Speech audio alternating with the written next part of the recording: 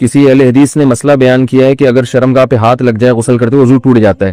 بعض روایات میں آتا ہے کہ یہ شرمگاہ پہ ہاتھ لگ جائے تو اس سے وضو ہے، لیکن یاد رکھو اس وضو سے مراد اصطلاحی وضو نہیں ہے بلکہ ہاتھ دھونا مراد ہے. حدیث میں وضو کا لفظ ہاتھ دھونے کے معنی میں بھی استعمال ہوا ہے، کیونکہ عبداللہ ابن مسعود رضی اللہ تعالیٰ عنہ اس سختی سے منع کرتے تھے. جو لوگ اس بات کے قائل تھے کہ شرمگاہ کے ہاتھ لگنے سے وضو ٹوٹ جاتا ہے، تو عبداللہ بن مسعود نے فرمایا کہ اگر یہ اتنی ناپاک چیز ہے تو کاٹ کے پھینک دو اپنے جسم سے. یہ ان کے الفاظ ہیں. تو وضو کا وہاں کیا مطلب ہے؟ وہ دھونے چاہیے، کیونکہ اس بات کا امکان ہوتا ہے کیونکہ ناپاکی لگی بھی ہو. تو اور کیونکہ حدیث میں یہ بھی آتا ہے اونٹ کا گوشت کھانے کے بعد بھی وضو کا حکم ہے، تو وہاں بھی ہم کیا کہتے ہیں؟ مسئلہ اختلافی ہے. بعض ائمہ اس کے قائل ہیں، امام شافعی اس کے قائل ہیں کہ شرمگاہ کو ہاتھ لگنے سے وضو ٹوٹتا ہے. اس میں کسی اہل حدیث پہ طنز کرنا جائز نہیں ہے. تو مسئلہ چونکہ اختلافی ہے، جب اختلافی مسئلہ ہوتا ہے تو اگر کوئی ایک قول پر عمل کر رہا ہے تو ٹھیک ہے. تو میں یہ بتا رہا ہوں کہ ہم اس روایت کو کیوں نہیں لیتے. اس کی وجہ یہ ہے کہ یہاں وضو سے مراد ہے اصطلاحی نہیں بلکہ، اور اس کے بہت سارے قرائن ہیں، لیکن ابھی چونکہ وقت بہت زیادہ ہو گیا تو اس لیے میں اس کی زیادہ ڈیٹیل میں نہیں جاؤں گا.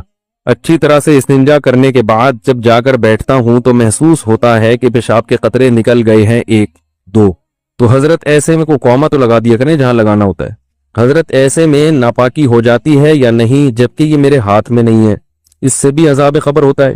تو بھائی دیکھو، جب پیشاب کر لیں نا، پیشاب سے فارغ ہو جائیں تو تھوڑی دیر اطمینان سے بیٹھے رہیں، ٹھیک ہے نا.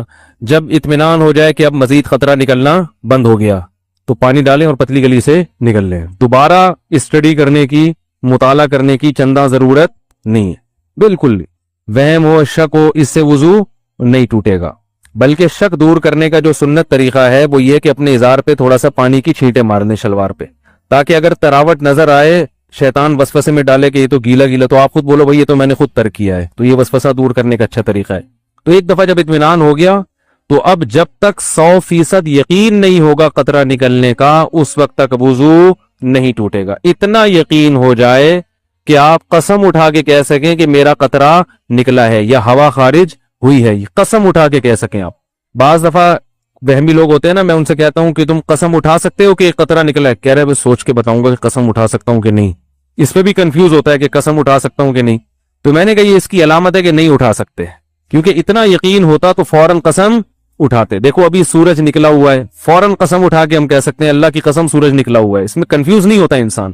تو جب تک اتنا یقین نہ ہو جائے کہ پیشاب کا قطرہ نکلا ہے یا ہوا خارج ہوئی ہے، اس وقت تک وضو آپ کا باقی رہے گا. لیکن وہمیوں کو بات سمجھ میں نہیں آتی، یہ پھر بھی کنفیوزڈ ہی رہیں گے یہ.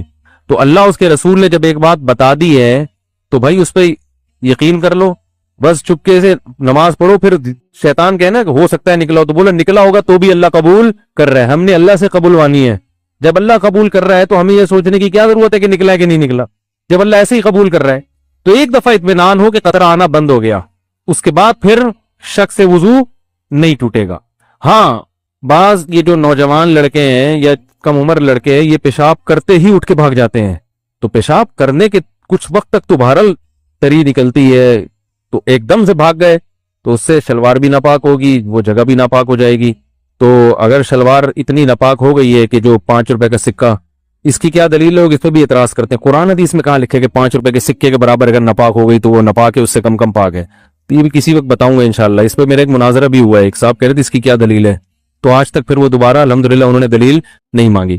5 کا سکہ تو چھوٹا ہو گیا، صحیح کہہ رہے ہیں بھائی، وہ پرانا والا سکہ رائج الوقت نہیں، پرانا سکہ جو ہتھیلی کی گہرائی کے برابر ہے. صحیح کیا آپ نے، اچھا ہوا لقمہ دے دیا آپ نے. جو پرانا والا سکہ تھا جو ہتھیلی کی گہرائی کے برابر ہوتا ہے نا وہ سکہ، تو اس سے کم اگر نجاست لگی ہو تو وہ کیا ہے، کپڑے پاک رہیں گے. سمجھ میں آ رہی ہے بات؟ تو فوراً پیشاب کرتے ہی اٹھ کے بھاگ جانا ٹھیک نہیں ہے. پیشاب کرنے کے بعد تھوڑی دیر بیٹھیں، اطمینان کر لیں کہ اب تری آنا ختم ہو گئی ہے، تو بس اٹھ کے چلے جائیں. تو اور ختم ہو جاتی ہے تھوڑی دیر میں. اور اگر غور فکر میں لگے رہیں گے نا وہاں بیٹھ کے تو قیامت تک ختم نہیں ہوگی، یہ بتا دوں گا. قیامت آ جائے گی، پولیس بلوانی پڑے گی آپ کو واش روم سے باہر نکالنے کے لیے، کیونکہ وہمیوں کا کوئی علاج نہیں ہے دنیا میں. طارق مسعود صاحب واہگہ بارڈر سے پہلا ہی سوال یہ جی محمد وسیم صاحب نے پوچھا ہے، اور ابھی میں کامنٹ دیکھ رہا تھا تو کس نے کہا ہوا تھا کہ میں بڑا ہو کے طارق مسعود بنوں گا. تو خیر آپ جواب عنایت فرمائیں گے. کیا ناپاک کپڑوں کو آٹو مشین میں ڈالنے سے وہ کپڑے پاک ہو جائیں گے؟ نیز دھوبی کو جو کپڑے دیے جاتے ہیں ان کا کیا ہوگا؟ بار بار آ چکا ہے سوال. دیکھیں آٹو مشین میں کپڑے ڈال کے پاک اس صورت میں، بسم اللہ الرحمن الرحیم، ऑटो मशीन में अगर कपड़े डाले हैं तो पाक उस सूरत में होंगे कि या तो उसमें पानी को जारी किया जाए, जो कि बहुत मुश्किल होता है। जाहिर है ऑटो मशीन का मतलब ये होता है वो सारे काम खुद ब खुद करेगी, तो वो जहां तक मुझे मालूमात है वो मशीन पानी को जारी नहीं करती। ठीक है। या फिर ये कि इतना पानी उसमें हो कि 3 दफा पानी वो मशीन निकाल के बाहर फेंक दे। तो अगर ये दोनों अमल नहीं होते तो कपड़ा पाक नहीं होगा। इसलिए बेहतर ये है कि आप ऑटो मशीन में कपड़े धोने के बाद एक मर्तबा उसमें से उसके ऑटो सिस्टम को बंद करके उस मशीन में पानी डालें, एक तरफ से पानी जाए और दूसरी तरफ से पानी निकलना शुरू हो जाए, तो थोड़ी सी देर ये अमल होगा तो कपड़े पाक हो जाएंगे। दूसरा क्या पूछा है इन्होंने? दूसरा पूछा है कि धोबी वाले जो कपड़े होते हैं उनका क्या होता धोबी का यही है कि अगर वो आपको यकीन है कि कपड़े पाक करके देता है, यानी वो प्रोसेस जो पाक करने का तरीका है, पानी को बहा दिया जाए या कम से कम 3 दफा धोया जाए, अगर आपको यकीन है कि वो ये अमल कर रहा है तो फिर तो जायज है, यानी जायज का मतलब कपड़े पाक हो जाएंगे। और अगर ये यकीन नहीं है तो फिर फिक़ा का कायदा है अल अस्लु फी कुल्लि शैइन बक़ाउ मा काना अला मा कान, जो चीज जैसी थी वैसे ही समझी जाएगी। अगर कपड़े पाक दिए थे तो पाक ही समझे जाएंगे क्योंकि नापाक होने की कोई दलील नहीं है, और अगर पहले से नापाक थे तो नापाक ही समझे जाएंगे क्योंकि पाक होने की कोई दलील नहीं है। तो जिस हालत में कपड़े दिए हैं वो वैसे ही समझे जाएंगे। तो लेकिन अल्लाह ने आफियत का मामला किया हुआ है। जो खुशियां एक आदमी को मिलती हैं, जिसके बीवी बच्चे हों, जिसका खानदान हो, जिसको हिंदी में परिवार कहते हैं। मैं वहां जाता हूँ ना जद्दा वद्दा, इधर इंडियन बहुत मिलते हैं, तो उनकी से हिंदी भी सीखने को मिल रही है। आपका परिवार हो, आपका एक नेचुरल लाइफ हो, आप अल्लाह पे तवक्कुल करो, उनको खिलाओ जितना अल्लाह ने दिया है। नहीं है तो बोलो सबर कर, हम भी पापे खाएंगे आज, तुम भी क्या खाओगे? पापे खाओगे, बस ऐसे ही रहो। तो बच्चे भी इंसान के बच्चे बनेंगे, तो उससे आदमी को खुशी मिलती है, सेहत अच्छी होती है, बुराइयों से बचता है। वो बुराइयों में वक्ती खुशियां हैं, हकीकत जानी तो खुश रह ही नहीं सकता, ये बता दूं मैं आपको। जो जिना करने वाला है ना, क्योंकि देखो अल्लाह ने तुम्हारे अंदर ताकत रखी है, निकाह में नहीं आओगे तो कहीं और जाओगे। ये पराठे कहीं ना कहीं तो फटेंगे जाके, क्या ख्याल है भाई? ये कहीं ना कहीं तो निकलेंगे जाके, गंद में निकलेंगे जाके। तो गंद में वक्ती सुकून है, हकीकत में सुकून नहीं है। सबसे पहली बात, जिना करने वाले की घरेलू जिंदगी बर्बाद हो जाती है। बार बार कहता हूं, उसको बीवी से मोहब्बत ही नहीं रहती। रोजाना उसने नए नए चेहरे देख देख के ना उसको अपना पुराना माल अच्छा नहीं लगता। पाकदामनी से जो जिंदगी गुजारता है उसको अपनी बीवी ही अच्छी लगती है, क्योंकि इधर उधर गंद में मुंह नहीं मार रहा होता। तो ये कितनी अच्छी बात है यार, जो आपके लिए है वो आपको अच्छी लगे, और क्या चाहिए यार तुम्हें? सही है ना? आपको अपने अब्बा अच्छे लग रहे हैं, पड़ोसी के अब्बा अच्छे नहीं लग रहे, कोई मसला नहीं है। लेकिन लग पड़ोसी के अब्बा रहे, अपने वाले अच्छे नहीं लग रहे, डिप्रेशन में जाओगे। आपको अपनी अम्मा अच्छी नहीं लग रही, दूसरे की अम्मा अच्छी लग रही है, टेंशन में जाओगे, माहौल खराब होगा। और अपनी अच्छी लग रही है, दूसरे की अच्छी, दूसरे की ना लगे, कोई मसला नहीं है। अपनी औलाद अच्छी नहीं लग रही, दूसरे के बच्चे अच्छे लग रहे हैं, टेंशन में जाओगे कि नहीं जाओगे? और अपनी अगर अच्छी लग रही है तो ये भाई अपनी है और अच्छी भी लग रही है तो और बड़ी नेमत है। तो इसी तरह दूसरों की बीवी अच्छी लग रही है, अपनी लग नहीं रही, डिप्रेशन। दूसरों की तो देख ही नहीं रहे, अच्छी लगने ना लगने का ऑप्शन ही खत्म कर दिया, अपनी ही को देख रहे हो, वही अच्छी लगेगी, क्योंकि दूसरा कोई ऑप्शन आपके पास है नहीं। तो टेंशन बढ़ेगी या खत्म होगी? खत्म होगी इससे। तो इसलिए अल्लाह मियां ने जो बोला है ना, जल्दी शादी करो, ज्यादा बीवियां करो, ज्यादा बच्चे पैदा करो, अल्लाह की बात मान लो। अल्लाह तेरी अकल हमसे ज्यादा है, हम बेवकूफ हैं, हम फैमिली प्लानिंग वालों की बातों में बोलो नहीं आएंगे। अल्लाह मियां जो कह रहे हैं। और फिर आगे बुढ़ापा भी है, उसमें ये औलाद सहारा बनेगी तुम्हारे लिए। मैं तुम्हारे सामने लोगों के दुखड़े सुनाऊं ना, जिनके 2-2 बच्चे हैं, पैसा बहुत है। अभी एक वाकया सामने आया, क्योंकि पुराना वाकया सामने तो पहले आया, लेकिन पुराना है, अब सुनाने में वो लोग हाईलाइट नहीं होंगे जिनकी बात हो रही है, उनकी गीबत नहीं होगी। डिफेंस में वाकया हुआ, 1000 गज का बंगला था साहब का, 2-3 बच्चे उनके, एक बेटी 1-2 बेटे होंगे। बहुत पढ़ाया, बहुत लिखाया, ठीक ठाक पैसा खर्च किया। दीन और मजहब को सिखाना नहीं है। बच्चे अब्बा से सीख लेते हैं कि पैसा ही सब कुछ होता है, क्योंकि अब बच्चों को पता है अब्बा ने नस्ल रोकी है पैसा बचाने के लिए, अपना खर्चा बचाने के लिए। तवक्कुल एतमाद अब्बा ने ना मुंह से कभी निकला और ना कभी अब्बा ने सिखाया। तो इट मीन्स पैसा ही सब कुछ है। बच्चा जैसी होश संभालता है ना, वो अब्बा से क्या पैगाम सीखता है कि अब्बा मजीद बहन भाई नहीं आने दे रहे, क्योंकि वो चाह रहे हैं कि स्टैंडर्ड, लिविंग स्टैंडर्ड बड़ा हाई फाई स्टैंडर्ड होना चाहिए। तवक्कुल शवक्कुल कुछ भी नहीं होता। बच्चों को मौलवियों के पास बैठने से रोका, तबलीग में जाने से रोका। और भाई असल चीज बेटा, कुछ बन जाओ, इंसान बन जाओ। तबलीगी जमात में 40 दिन लगा के रहोगे, क्या बनोगे? नमाजी बनोगे। इससे क्या होगा? अंग्रेज जो चांद पे पहुंचा है, नमाजी बन के पहुंचा है या तालीम हासिल करके पहुंचा है?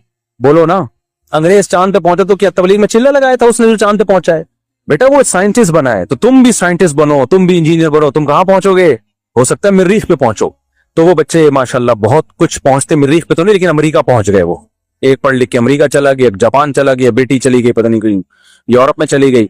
اب وہ صاحب کیا ہوا, جب ریٹائرمنٹ کی عمر آئی ہے, 60 سال کی عمر آئی ہے, اب وہ گھر میں بند ہو کے بیٹھ گئے. اب وہ بےچارے کہیں لائف کو انجوائے نہیں کر سکتے. اب تنہائی اور دیوار, جو 1000 گز کا مغلا ہے نا, اس کی دیواروں نے ان کو کھانا, یہ سچا واقعہ سنا رہا ہوں میں, سچے ہی سناتا ہوں, سچے کا لفظ سے بتا رہا ہوں تاکہ آپ کے ذہن میں اور تاکید کے ساتھ بیٹھ جائے.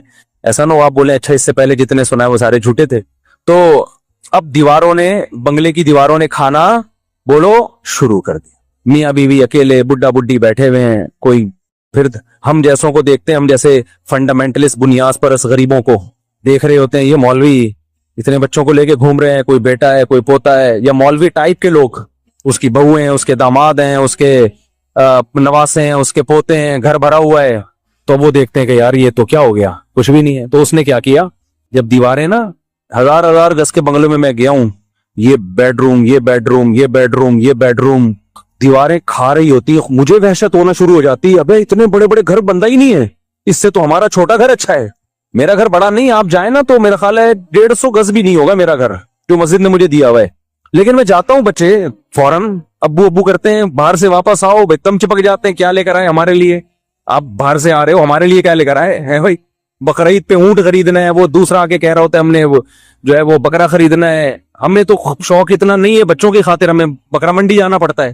تو ان کی خوشی سے انسان خوش ہوتا ہے, ان کے رونے سے انسان پریشان ہوتا ہے.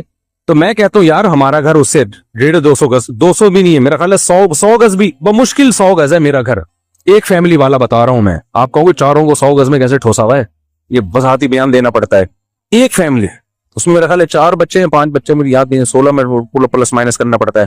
تو میں تو اپنا بتا رہا ہوں, میں جب جاتا ہوں حج سے میں واپس آیا تھا, بچوں نے ویلکم لکھا ہوا, پورا کمرہ سجایا ہوا, کتنا اچھا لگا یار. جب میں آ رہا ہوں بچیوں نے کیا کیا, پھول بنائے ہوئے, اور ایسا مجھے میری آنسو نکل آئے خوشی سے. یار آپ 100 لوگ آپ کا استقبال کر رہے ہو نا ایئرپورٹ پہ, مزہ نہیں آتا انسان کو. وہ اپنے بچے آپ کو عزت دے رہے ہو, گھر آؤ ابو آ گئے, اور ایسے پھول بنائے ہوئے, اتنا مزہ آیا. تو یہ جو ہمارا لبرل طبقہ ہے نا, جو کھلائیں گے کہاں سے, کمائیں گے کہاں سے, یہ 2 ہی ہوں, ٹھنگ کے ہوں.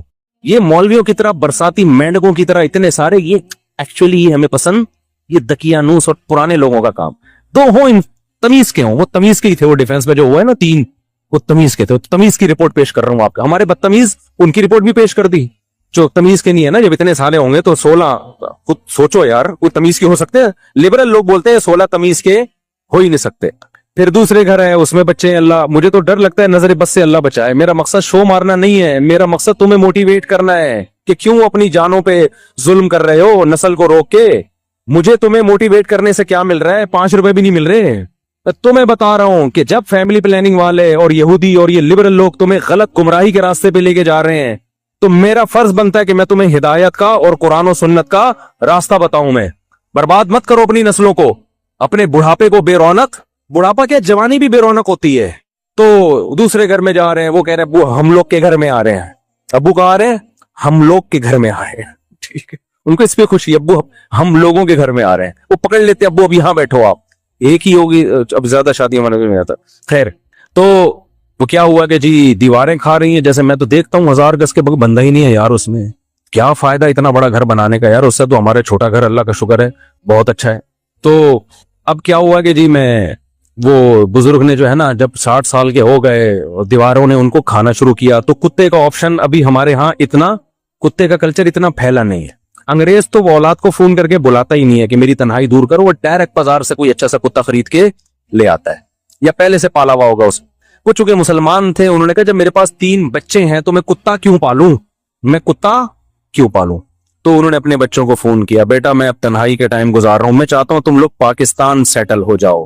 میرے بیٹے بیٹیاں بہویں داماد, تم بیٹے ہو تو شاید تمہاری شادیاں ہوں گی, بچے ہیں تمہارے, تم لوگ بہوؤں کے ساتھ ادھر آ جاؤ. یار مجھ سے نہیں رہا جا رہا. بیٹوں نے کہا ابا پاکستان کے حالات دیکھیں, کائنڈلی آپ ایسا مت کریں. اصل کیا ہے, ترقی اکنومیکلی انسان کو کیا ہونا. آپ نے تو اپنی جوانی گزار لی, ہم اب آپ کے پاس آ جائیں اور اپنا فیوچر ہم کیا کر دیں, تباہ کر دیں. آپ کہہ سکتے ہیں ان کو چاہیے تھا ابا کو وہاں بلا لیتے, ابا نہیں جانا چاہتے. جس نے زندگی گزاری ہو بڑھاپے میں, تو وہ وہی اسی جگہ سے محبت کرتا ہے نا. بہت مشکل ہوتا ہے, یہ تو جوانوں کے کام ہے. انہوں نے کہا میں نہیں جا سکتا یہاں سے. ان کو پتا تھا وہاں جاؤں گا میرا پتہ نہیں بچے پوچھیں گے بھی کہ نہیں پوچھیں گے. یہاں تو کم از کم اپنا گھر تو ہے. بیٹی کو بھی بلایا, بیٹے کو بھی کوشش کی, کوئی بھی نہیں آیا. یہ جو واقعہ سنا ہے چوکیدار نے سنایا ہے. چوکیدار نے دیکھا یار یہ بوڑھا آدمی, وہ بیچارہ گاؤں دیہات کا آدمی, اس نے کہا یار ہم نمک حرامی نہیں کرتے, میں نے 10 سال اس کی چوکیداری کی ہے. وہ غریب آدمی تھا لیکن غیرت مند تھا, تو میرا فرض بنتا ہے میں اس بوڑھے کی کیا کروں, خدمت. اس کی میں نے ملازمت کی ہے, کہتے ہیں اس کا نمک کھایا ہے. اس نے اس بوڑھے کی خدمت کی, ایک انسانیت کے ناطے اس کے ساتھ بیٹھ جاتا کہ یار میرا سیٹ ہے, بہرحال کوئی لالچ نہیں تھی اس کی نظر میں, بیٹھ کے گپ شپ لگا لیتا, کوئی خدمت کر لیتا, کہیں ہسپتال لے جانا ہے, یہ کرنا ہے, وہ کرنا ہے. تو اس ڈیفینس کے اس سیٹ کو خیال آیا کہ یار میری اولاد سے تو یہ چوکیدار بولو زیادہ اچھا ہے. اس نے غیرت والا کام کیا. وہ اس چوکیدار جس کی میرا خیال ہے 30,000 بمشکل تنخواہ ہوگی, پورا 1000 گز کا بنگلہ, ساری پراپرٹیاں مکمل اس کے نام کر کے ہینڈ اوور کر دی کہ ان بے غیرتوں کو جن کو میں بلا رہا ہوں کہ میری تنہائی دور کرنے کے لیے یہاں آ جاؤ, ان کو میرا بڑھاپے پہ مجھ پہ ترس. یہ نہیں دیکھ رہے کہ آج ہم اپنے پاؤں پہ کھڑے ہیں تو کس کی وجہ سے کھڑے ہیں, باپ کی وجہ سے کھڑے ہیں, اس سے تو یہ چوکیدار اچھا ہے.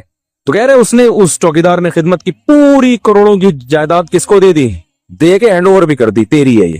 ابا کی بلاخر ڈیتھ ہو گئی, آ گئے تینوں ماشاءاللہ, بہت نیک تھے, چاند پہ قدم رکھنے کی پلاننگ تھی ان کی. تو چاند پہ پھر غربت میں تو نہیں جاتا نا آدمی, فوراً آ گئے اور آتے ہی کہا کہ بھئی یہ بنگلہ تھا ابا کا, فلاں. چوکیدار نے کہا آپ کا کچھ بھی نہیں ہے, کیس فیس ہوا, سارے ڈاکومنٹ اس کے نام تھے. آج وہ چوکیدار لائف کو کیا کر رہے ہیں, انجوائے. ایسا ہی کرنا چاہیے ان کمبختوں کے ساتھ. مجھے بڑی خوشی ہوئی, سمجھتے ہو کہ نہیں سمجھتے, لیکن میں آپ کو کہہ رہا ہوں کہ پہلے عبرت حاصل کر لو. کیا خیال ہے؟ میں نہیں کہہ رہا اپنے بچوں کو پڑھائے نہیں, بھائی نسل مت روکو, اللہ پہ توکل کرو, کھلائے گا. ہمارے بچے بھی تو پڑھ رہے ہیں نا, سارے بچے پڑھ رہے ہیں الحمدللہ, حفظ بھی کر لیا اور اسکول بھی جا رہے ہیں. جب اسکول کے پیسے نہیں تھے تو نہیں بھیج رہا تھا, میں نے کہا گھر میں ٹیوشن پڑھیں گے. جب پیسے اسکول کا کچھ انتظام ہو گیا میں نے کہا چلو اب چلے جائیں گے. اور میٹرک کے بعد ارادہ ہے کسی کو جامعہ رشید میں داخل, جو وسائل ہوں گے تو کر لیں گے, نہیں ہوں گے تو کوئی بات نہیں. بھائی نہیں آ رہی میرا خیال ہے بات سمجھ میں, تو ہم کیوں, اللہ کا جو حکم ہے ہم اس کو فالو کریں گے. تو ٹینشن لینے کا ہے ہی نہیں ہے. جب نہیں اللہ میں کہہ رہے ٹینشن لینے کا نہیں ہے تو پھر کس لینے کا کیوں ہے پھر ٹینشن پہ. ٹینشن جو اللہ کی طرف سے آئے وہ لیا کرو بھائی. اب اللہ کی طرف سے, اللہ ہم سب کو آزمائشوں سے بچائے. بعض جیسے مولانا طارق صاحب کا بیٹا بیچارہ جوانی میں چلا گیا, اب یہ ٹینشن کس کی طرف سے ہے, اللہ کی طرف سے. اس میں وہ بیچارے غمزدہ ہو گئے, پھر بھی زبان سے وہ ناشکری کی بات نہیں کر رہے. یہ بھائیت, یہ اس طرح کی ٹینشنیں ہر ایک کو آتی ہیں, لیکن یہ تھوڑی جو دیندار ہوتے ہیں وہ جلدی اس ٹینشن سے نکل آتے ہیں. اللہ پہ سوچ کے, توکل کر کے, صبر کر کے. بے دین آدمی اس میں مر جاتا ہے. تو ایک تو حادثات کی اس طرح کی وہ تو سب کے ساتھ ہو سکتی ہیں, اللہ ہم سب کو بچا کے رکھے, لیکن زیادہ تر ٹینشنیں ہم نے اپنے اوپر خود مسلط کی ہوئی ہے. تو اللہ پہ توکل کرو, اللہ پہ اعتماد کرو, شادیاں بھی دبا کے کرو, بچے بھی اسپیڈ سے پیدا کرو. ہاں پھر ان کی تربیت کی فکر بھی کرو, خالی ایکسیلیٹر پہ پاؤں مت رکھو. تربیت کا مطلب یہ ہے کہ ان کی برے ماحول میں نہ بیٹھنے دو. یہ جو چور ڈاکو نکلتے ہیں نا بچے, یہ وہ نہیں ہوتے جو 2 یا 10 بچے تھے تو سنبھل نہیں رہے تھے. یہ وہ بچے ہوتے ہیں کہ 2 ہوتے ہیں تو بھی سنبھالنے کی فکر ہی نہیں ہوتی, تو چرسیوں میں بیٹھ رہے ہیں, ڈاکوؤں میں گھوم رہے ہیں, تو پھر تو ایک بچہ بھی ہوگا وہ بھی بگڑے گا. تو زیادہ ہوں گے تو آپس میں کھیلنے دو, ان کو ادھر ادھر تعلق نہ رکھنے دو, اس نظر رکھو. تو اللہ سے امید ہے انشاءاللہ اچھے نکلیں گے. پھر بھی نہ نکلیں تو بھائی نوح علیہ السلام اپنے بیٹے کو نہیں ٹھیک کر سکے تو ہم اور آپ کہاں سے کر سکتے ہیں. کچھ چیزیں اللہ کی طرف سے ہوتی ہیں, وہ ہمارے اختیار میں نہیں ہوتی. تو اس لیے اللہ پہ جو توکل کرے گا خوش رہے گا, جو توکل نہیں کرے گا تو وہ برباد ہو جائے گا اور تنہائی کاٹے گی اس کو. مفتی صاحب کوئی لو کون لو, قیامت کا زلزلہ میں قیامت کی لمبا سا جواب ہے پھر بتاؤں گا. مفتی صاحب اس سوال کا جواب برائے مہربانی پورا دیں تاکہ آخرت کی تیاری کر سکوں. اللہ قیامت میں اہل ایمان سے کیا سوالات کریں گے بھائی؟ ہر سوال ہوگا. نمازوں کا سوال, کسی نے قتل کیا اس کے بارے میں سوال, چوری کے بارے میں. یہ تو آپ نے پوری زندگی پوچھ لی. جن چیزوں کو اللہ نے حرام قرار دیا ہے ان کا سوال, اور جن چیزوں کو لازمی قرار دیا ہے ان کا سوال ہوگا. اگر سود پر قرضہ لیا جائے اور اس میں کچھ رقم, یہ کیا لکھا ہوا ہے, صدقہ کر دی جائے. نہیں بھائی, سود پہ جو قرضہ لیا ہے نا آپ نے, وہ رقم حرام نہیں ہوتی. حرام وہ رقم ہوتی ہے جو آپ سود بینک کو دیں گے. تو اگر سود پہ قرضہ لیا تو پوری حلال رقم ہے. گناہ ہوگا کہ سود پہ قرضہ لیا کیوں, یہ عمل گناہ ہوگا. تو اس کی اطلاف یہ کہ توبہ کرے اور آئندہ یہ حرکت نہ کرے. باقی وہ رقم حرام نہیں ہوتی, اس سے جو کاروبار ہوگا وہ جائز ہوگا. لیکن توبہ کرے کہ میں نے, کیونکہ حدیث میں آتا ہے جو سودی قرضہ لیتا ہے اس پہ بھی لعنت. تو حرام وہ رقم ہوگی جو آپ اضافی بینک کو دیں گے. بینک کے لیے اس پر لازم ہے کہ وہ اپنے پروفٹ میں شامل نہ کرے, بغیر ثواب کی نیت کے صدقہ کر دے. بینک اتنا نیک ہوتا تو بینک کیوں ہوتا. مفتی صاحب وراثت کے متعلق بیان فرمائے. ہمارے ماموں نے امی کو ان کا حصہ نہیں دیا, 25 سال سے زیادہ کا عرصہ ہو گیا ہے. ہم 25 سال سے کرائے کے گھر میں رہ رہے ہیں, گزشتہ دنوں میں نے حصے کا ذکر کیا. ماموں کو بتائیں جو کھا رہے ہیں نا, آگ کے انگارے کھا رہے ہیں. قرآن نے بہت تاکید سے خاص طور پہ عورت کے وراثت کا حصے کا تذکرہ کیا ہے. لا یحل لکم ان ترثوا النساء کرا, ایمان والو تمہارے لیے حلال نہیں ہے کہ عورت کا مال تم کھا جاؤ. تو اس کو اللہ نے الگ سے بیان کیا ہے. تو یہ آگ کے انگارے ہیں جو آپ اگر بہن کو وراثت نہیں دے رہے تو یوں سمجھو کہ آگ کے انگارے کھا رہے ہو. مفتی صاحب میرا نام وسیم ہے اور میں اپنے چھوٹے بھائیوں کو لے کر آیا ہوں, آپ سے ملاقات کی خواہش مند. آج نہیں ہو سکتی, میری طبیعت خراب ہے. مفتی صاحب ایزی پیسہ میں ایزی کیش لون میں 10,000 روپے کا لون ملتا ہے جو کہ دکان سے پیسے نکلوا سکتے ہیں, لیکن 2 مہینے میں لون واپس کرنا ہوتا ہے اور اس میں ہر ہفتے چارجز لگتے ہیں 500 روپے. کیا بھائی جان لون ملتا نہیں ہے کبھی بھی. ایزی پیسہ والا 5 روپے بھی لون نہیں دے گا آپ کو. لون کا نام اس کا لون کا ہے, وہ لون نہیں ہوتا. وہ یہ ہوتا ہے کہ آپ نے کے پاس پیسے نہیں ہیں, آپ نے ایک پیکج لے لیا کہ ہمیں 100 کالز کے یونٹ کچھ دے دو ہمیں, جو 500 روپے میں آتے ہیں. تو وہ 500 روپے میں جتنے یونٹ بنتے ہیں نا, وہ آپ کو چارجز زیادہ لگا کے 300 وہ اتنے دیتے ہیں جتنے 300 میں آتے ہیں. اس کو وہ لون کے لفظ سے تعبیر کرتے ہیں. تو وہ لون نہیں ہوتا. پیسے تھوڑی لے رہے ہو آپ ایزی پیسے والوں سے, نہیں یہ بات سمجھ میں. اس کو لون کہتے ہیں, حقیقت میں وہ لون نہیں ہوتا. وہ ایسے ہے کہ کیش پہ کسی چیز کی قیمت زیادہ ہوتی ہے اور کریڈٹ پہ کس چیز کی قیمت زیادہ ہوتی ہے, کیش پہ کم ہوتی ہے. وہ کہتی ہیں ایڈوانس میں آپ اگر کالز کے یونٹ ہم سے خریدنا چاہتے ہو تو ہم مہنگے دیں گے, اور اگر کیش میں دینا چاہتے ہو تو یونٹ ہم آپ کو سستے دیں گے. تو کتنے مہنگے دیں گے, تو ان کی تعبیر وہ یوں کرتے ہیں کہ 300 کی کالیں آپ کو جو مل رہی ہیں وہ اتنی 500 کی کالیں آپ کو جو مل رہی ہیں وہ اتنے کی مل رہی ہیں جتنی 300 میں نارملی ملتے. تو وہ کہتے ہیں ہم نے آپ کو 300 کا لون دے دیا یا 500 کا لون دے دیا. تو وہ لون نہیں ہے. ہاں آپ جو ایزی پیسہ میں اکاؤنٹ کھلواتے ہیں اور پیسے جمع کراتے ہیں, اس پیسوں پہ آپ کو اگر کوئی الگ سے پیسہ ملتا ہے یا کالز کی سہولت ملتی ہے تو وہ سود ہے, کیونکہ وہ پورے پیسے آپ بعد میں واپس لے لیتے ہو. تو اس قرض پہ آپ نے کیا کیا, ایک اضافی فائدہ حاصل کیا, وہ پھر سود میں آتا ہے. السلام علیکم مفتی صاحب, موبائل یا کال فون کا انشورنس کرانا کیسا ہے؟ جائز نہیں ہے. اپنے اختیار سے انشورنس کروانا جائز نہیں ہے. جہاں گورنمنٹ کا لا ہو تو وہاں آپ کی مجبوری ہے. پھر ٹھیک ہے جلدی سے, میرا شادی شدہ, میرا 8 بچے, میرا گھر کرائیں گے, بھائی پیسے نہیں مانگا کرو. مفتی صاحب میں اس دور میں پیدا ہوا